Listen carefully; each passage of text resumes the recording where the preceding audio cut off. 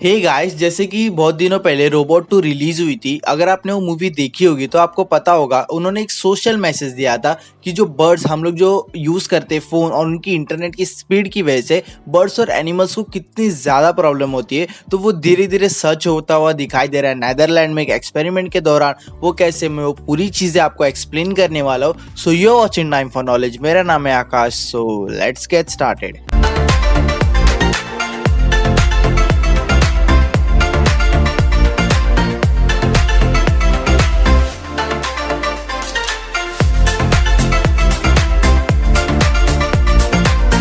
कुछ दिनों पहले नेदरलैंड में 5G एक्सपेरिमेंट के दौरान बहुत से बर्ड्स अचानक ऊपर से गार्डन में गिरने लगे। एक गार्डन है नेदरलैंड में, वहां पर अचानक से बहुत से बर्ड्स गिरने लगे। पहले तो लोगों ने वो अमाउंट छोटे होने की वजह से उन्हें इग्नोर किया, लोगों ने नहीं ध्यान दिया कि ये चीज़ क्या हो रही है। पर जैसे जैसे अमाउंट बढ़ने लगा तभी मीडिया ने इसे कवर किया और जब पता चला कि 297 बर्ड्स की डेथ हो चुकी थी उस दौरान, तो फिर ये कैसे, लोगों का यही कहना है कि उस टाइम पे जब ये बर्ड्स की डेथ हुई थी तब भी 5G एक्सपेरिमेंट स्टार्ट किया गया था। तो लोगों का यही कहना है कि उस फ्रीक्वेंसी की वजह से ही बर्ड्स की डेथ हुई, जैसे कि रोबोट 2 में बताया गया है।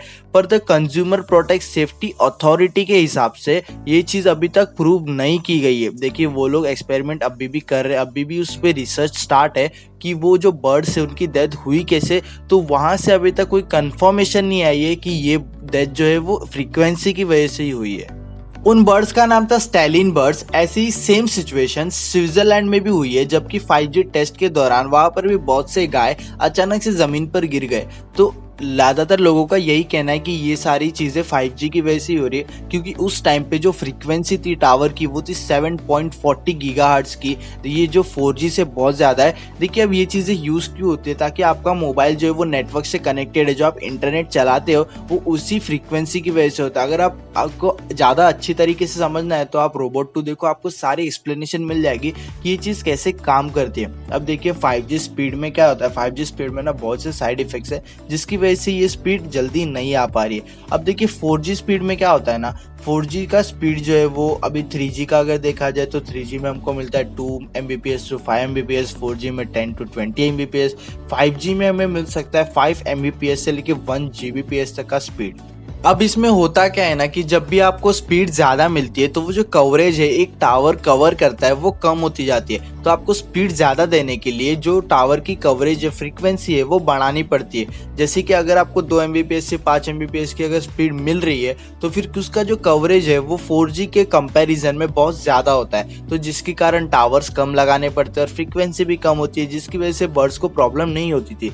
पर जैसे जैसे 5G की अगर बात करूँ तो 500 Mbps से लेके 1 Gbps की स्पीड बहुत ज़्यादा होती है। तो उनकी फ्रीक्वेंसी कितनी ज़्यादा हो सकती है, उनका जो कवरेज है वो बहुत ज़्यादा कम हो जाता है, जिसके कारण हमें बहुत ज़्यादा टावर्स लगाने पड़ते हैं और जिसके कारण एनिमल्स और ह्यूमन बींग्स को बहुत ज़्यादा प्रॉब्लम हो सकती है उस फ्रीक्वेंसी की वजह से। जैसे कि अगर आप 2G का एक्सपेरिमेंट ले लो ना, आप 2G अगर यूज़ करो, आप वर्ल्ड वाइड में किधर भी जाके यूज़ कर सकते हो, क्योंकि उसका जो कवरेज है वो बहुत ज़्यादा होता है और स्पीड कम होती है। तो जिसके कारण बहुत कम नेटवर्क्स में, बहुत कम टावर्स में ही हम जो हर एक को कवरेज दे सकते हैं, भले से स्पीड नहीं दे सकते पर एटलीस्ट सिग्नल और कवरेज तो दे ही सकते। जो 5 में जो फ्रीक्वेंसी यूज की जा रही है वो है 6 to 7 गीगाहर्ट्ज की रेडियो फ्रीक्वेंसी। जी हाँ गाइस, अब तक जो फ्रीक्वेंसी यूज की जाती वो सिर्फ फ्रीक्वेंसी थी, तो फिर उसकी वजह से बर्ड्स को प्रॉब्लम नहीं हो पाती थी। बट अब जो 5G के लिए हमें जो यूज करनी पड़ेगी वो है रेडियो फ्रीक्वेंसी, जिसके कारण आप जो सैटेलाइट से मैप्स तक कनेक्ट कर पाते हो, टीवी से रिमोट तक कनेक्ट कर पाते हो, उसमें तक प्रॉब्लम हो सकती है इस फ्रीक्वेंसी की वजह से। तो आप सोच सकते हो कितना ज़्यादा हार्मफुल है। तो आप मुझे कमेंट्स में ज़रूर बताइए, या फिर मैं पोल डाल दूंगा, आपको 5G चाहिए या फिर नेचर और खुद की ज़िंदगी। तो आप ज़रूर मुझे कमेंट में बताइए। वीडियो को शेयर ज़रूर करना दोस्त लोग के साथ, ताकि आपको 5G के साइड इफ़ेक्ट भी पता चले। लोग सोचते रहे 5G से दुनिया चेंज हो जाएगी, बहुत सी स्पीड मिल जाएगी, बट साइड इफ़ेक्ट्स भी बहुत ज़्यादा हैं। और थैंक्स टू रोबोट 2, जिसके कारण लोगों को थोड़ी बहुत तो नॉलेज हुई इस फ्रीक्वेंसी के बारे में। इसकी वजह से जितने बर्ड्स को प्रॉब्लम होती है वो लोगों को पता चली।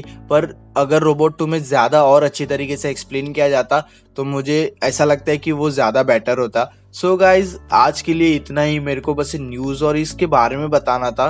तो अगर आपको वीडियो अच्छा लगा हो तो लाइक कर देना, नहीं अच्छा लगा हो तो डिसलाइक कर देना। वैसे इतनी अच्छी न्यूज़ दी है, अच्छा लगना ही चाहिए, तो डिसलाइक नहीं लाइक ही करना। सो मैं रिसेंट वीडियोस चेक कर लेना, चैनल अच्छा लगे तो चैनल को सब्सक्राइब कर लेना। Thank you.